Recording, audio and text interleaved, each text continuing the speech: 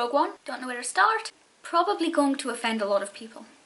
So I have to say two things before we go any further. One, this will not be spoiler free, partly because I don't really know what would count as a spoiler, which leads me to my second point.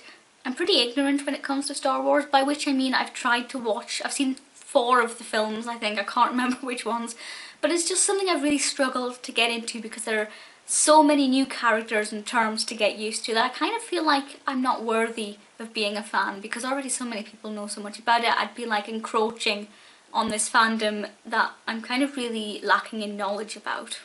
So yes, please fully expect me to say things in this video that diehard Star Wars fans may find offensive or nonsensical, but I really wanted to see this partly because I wanted to see if it was possible to enjoy it, even though I'm not entirely knowledgeable about Star Wars, and also because a lot of people said it was visually gorgeous and I had to check that out for myself. The brief verdict, yes and yes.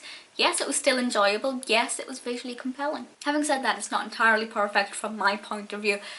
I will say the beginning was really, really intense, and I feel like that really effectively set up the tone for the rest of the film. There are often films where the beginning's gripping and the rest of it lacks, but this definitely wasn't the case here. So I went into Rogue One knowing that it was about these people who were going to steal the plans for the Death Star, and that's pretty much as far as my knowledge went. Although I do know what the Death Star is, I do have to say I'm not completely ignorant. You know, I know a lot of the main characters and a lot of, you know, certain aspects of the story's history.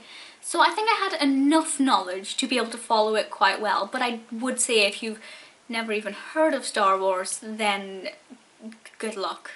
So because I can't review this as part of a sequence or in relation to the other episodes, I will talk about this purely as a standalone film and talk about the various aspects of cinema as opposed to the actual story itself. So as I said, it is visually very high quality. There's a lot of CGI work going on there. We have these massive landscapes and obviously a lot of stuff up in space to be technical about it.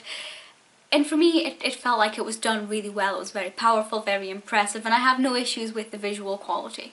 As for the music, for the most part, I felt like it was pretty unmemorable, but there were one or two times, and these are spoilers-ish. One, when Vader comes along, when Darth Vader enters and we have the iconic music, that I thought, that really got my heart racing, and that's from, you know, that's somebody who isn't a massive Star Wars fan, and that really still managed to affect me.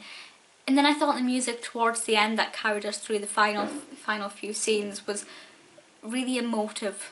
And even though I wasn't completely emotionally attached to this story, I did kind of feel myself welling up a bit, thinking, yeah, this is really effective. The story itself was really paced quite well, and the dialogue for me was probably my favourite thing about this. There were just so many lines that I thought, that's awesome. That's really great. And there may have been lines in this which may have had deeper meanings or may have harked back to previous films, which obviously I can't really relate to, but from a standalone film perspective, I still thoroughly enjoyed the dialogue and thought that there were moments of light humour, or at least I thought it was light humour. Maybe it wasn't meant to be, and I just thought this really has a wonderful tone. It's very intense and very emotive, but at the same time I feel like I can have a little chuckle every now and then.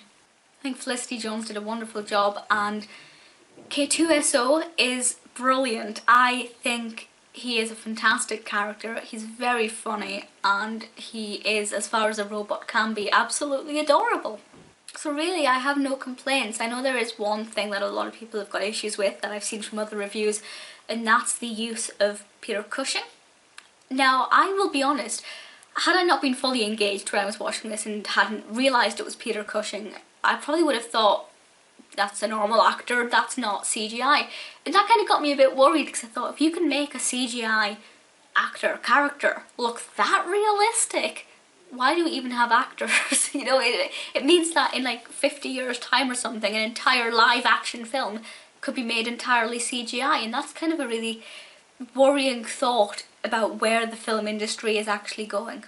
Obviously there was that brief feature, very brief, of Princess Leia with Carrie Fisher at the end, and that was really poignant considering, and I thought that was really beautiful and really touching.